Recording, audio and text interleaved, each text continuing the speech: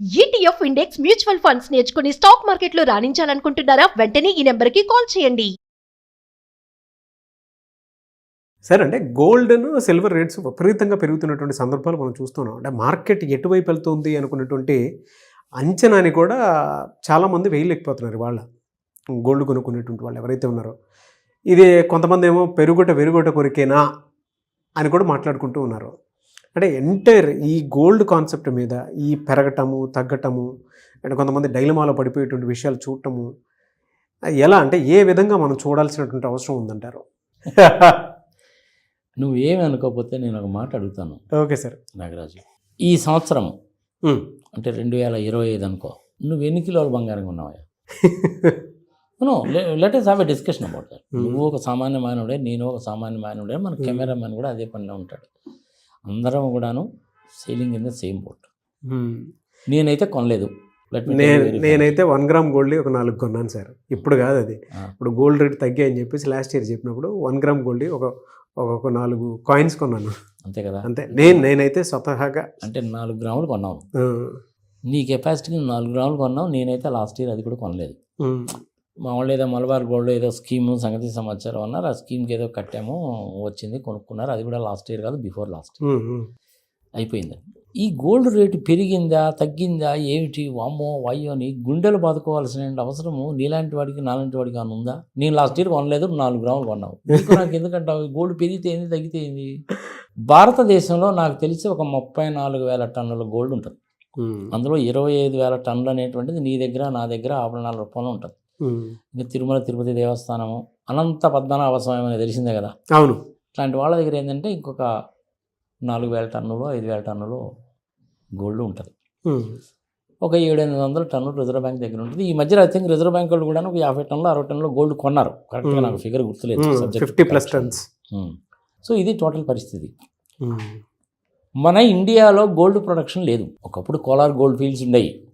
ఆ Kolar gold fields అనేది కర్ణాటకలో ఉన్నాయి. అవి ఫస్ట్ కనుక్కుంది ఎవరో అనేసి అంటే బ్రిటిష్ వాళ్ళ కింద పనిచేసేటువంటి ఒక సైనికుడు ఆస్ట్రేలియాలో ఉండి అతను ఇండియా వచ్చి ఆ గోల్డ్ మైల్స్ని ఆపరేట్ చేయడం మొదలుపెట్టాడు, పర్మిషన్ తీసుకొని.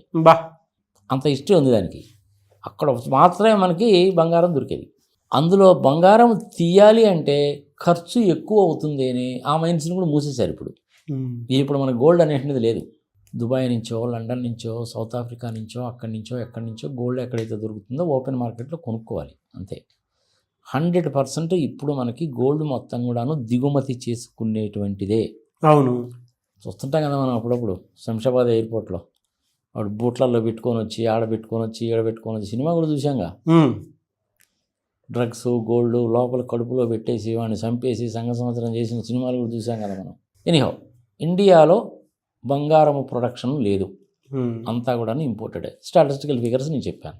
మరి ఇప్పుడు ఈ పెరగడము తగ్గడము ఎందుకు జరుగుతుందంటే ఇది కేవలం ఒక 5 మంది 10 మంది చేతుల్లో ఉండే వారం. పక్కా గ్యాంబ్లింగ్ అనమాట ఇది.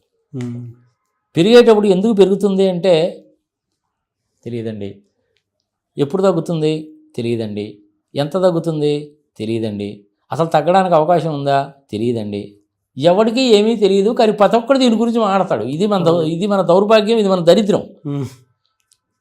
అది మన చేతుల్లో లేదు. అది ఆ లండన్లోనూ దుబాయ్లోనూ వాళ్ళ చేతుల్లోనే ఉంటుంది, కానీ మీ చేతిలో నా చేతిలో లేదు. ఓకే.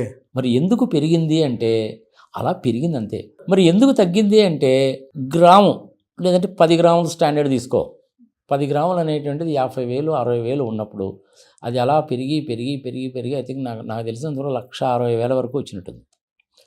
అబ్బో పెరుగుతుందంటని జనాలందరూ కూడా ఎగబడి కొన్నారు.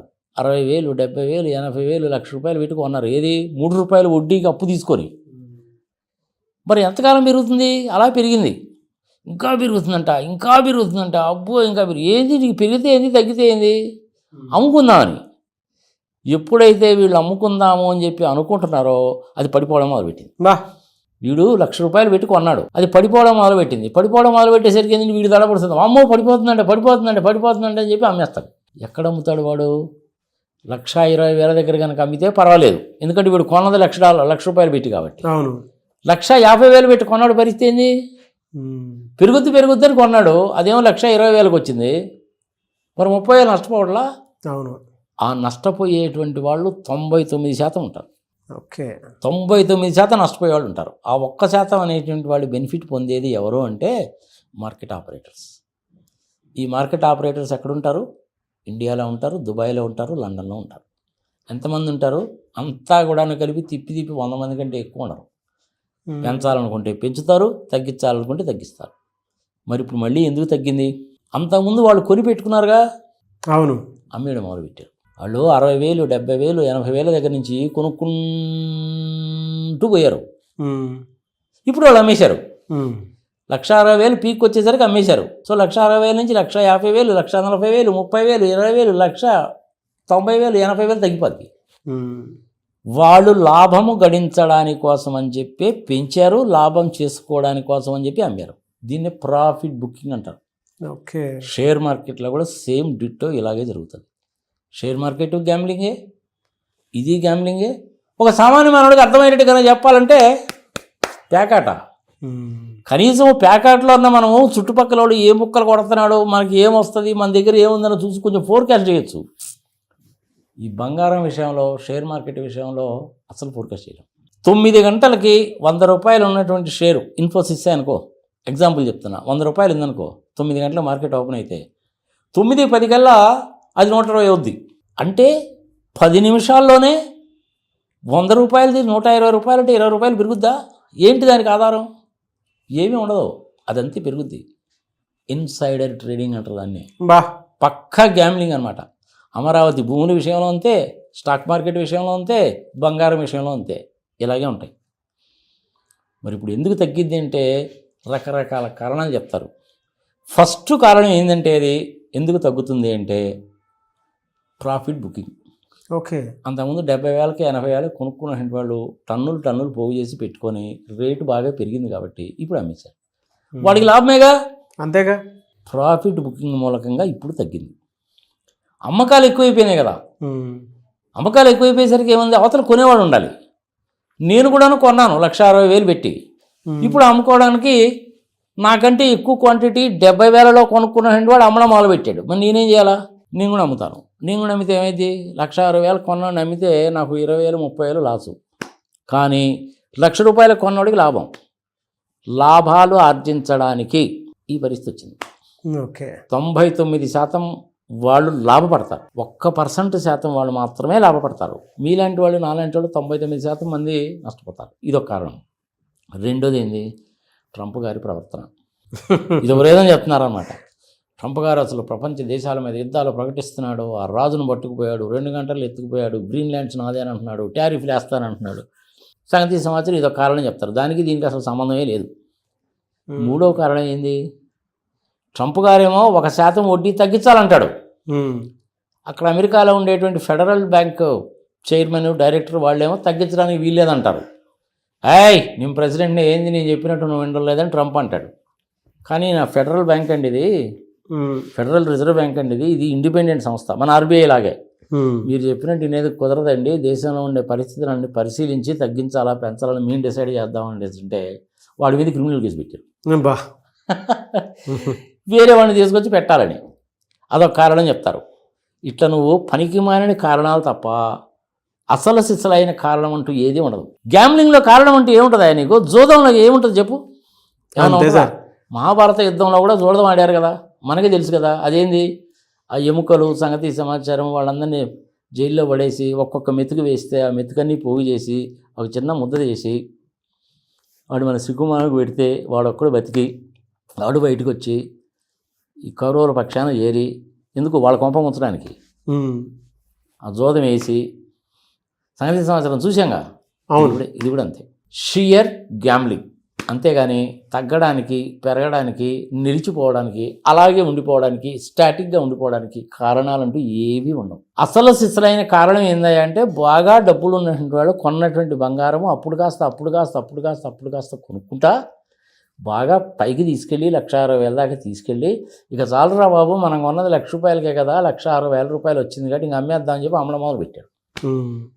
వాళ్ళకేమో లాభం వచ్చింది, మనలాంటి వాళ్ళకేమో బొక్కబడింది, అంతకు తప్ప ఇంకేమీ లేదు. అదే సమాజం చెప్తారు చావు, అదేదో 100 కాకులను కొన్నట్టు రాబంధు సంగతి సమాచారం అని ఆ టైప్ అన్నమాట. బా షేర్ మార్కెట్ అయినా ఇలాగే ఉంటుంది, బంగారం అయినా ఇలాగే ఉంటుంది. మిగిలిన కారణాలు ఉన్నాయి చూసావు. ట్రంప్ గారు 1% తగ్గిస్తా అన్నాడు, సంగతి సంవత్సరం ఇస్ ఆల్ ట్రాష్.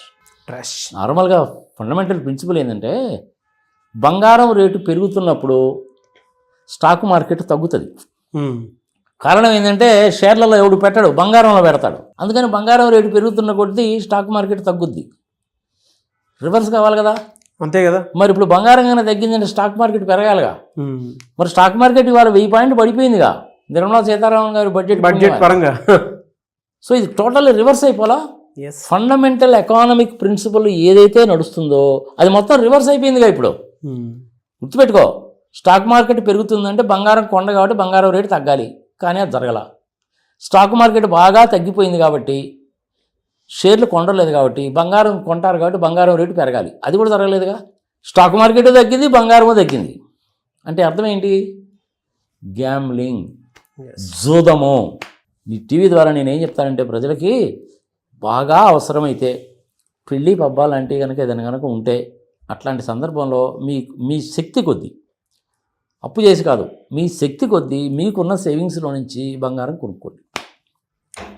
3 రూపాయల వడ్డీలకి 4 రూపాయల వడ్డీలకి తీసుకొచ్చి బంగారం కొనబాకండి.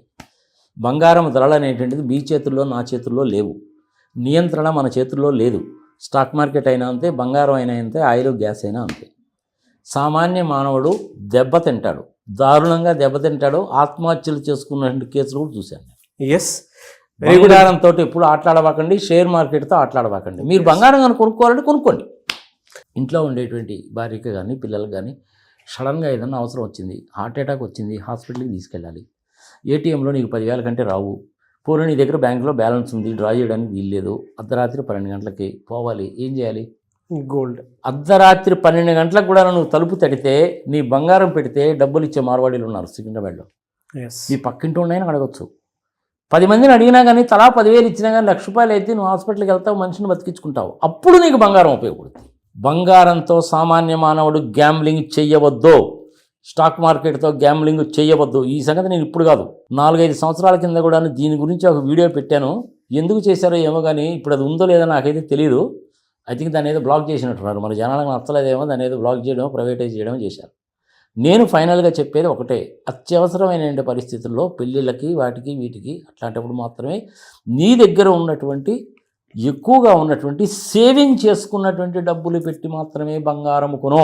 మిగిలిన టైంలో బంగారం గురించి నువ్వు ఆలోచించాల్సిన పనే లేదు. ఇంకొక విషయం కూడా చెప్తాను నీకు.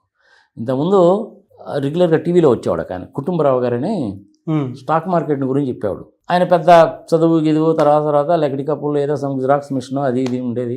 చిన్నగా షేర్ మార్కెట్లోకి ఎంటర్ అయ్యాడు, కార్యవాళ్ళతో టైం పెట్టుకున్నాడు. రోజు వచ్చి చెప్పేవాడు అనమాట, పెరుగుతుంది పెరుగుతుంది, పలానా షేర్ పెరుగుతుంది, అంత పెరుగుతుంది, ఎంత పెరుగుతుందని చెప్పేవాడు.